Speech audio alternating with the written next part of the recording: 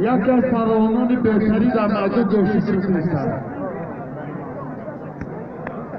در نوری هورم اسنام ابراهیم 100 سومونی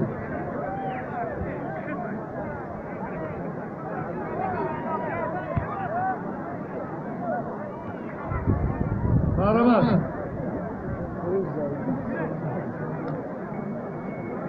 ابرامو بچه بکر مردم بروی ابرامو بچه بکر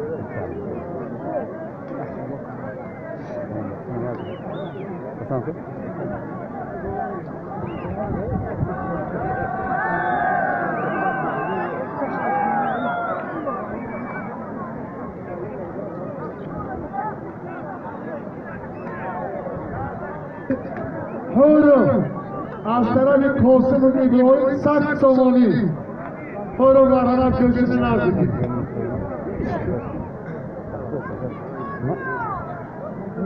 بدن به هورو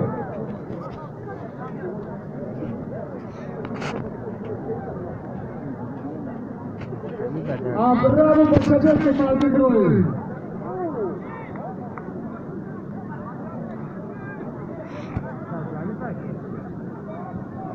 بچه بگی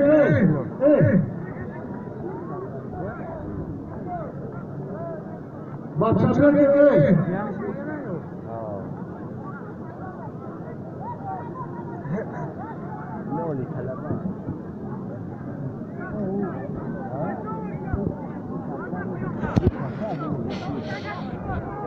از نامی معلم دلشاد در نام هورو 100 سومونی هورو فیاد رسمی کوفته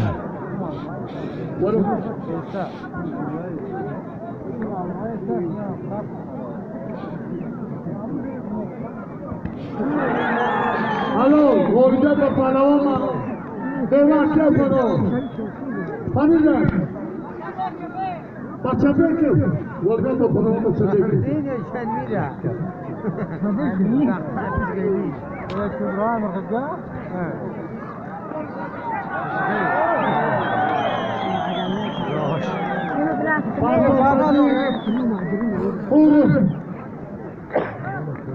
Hadi bakalım. Buyurun. Çok iyi.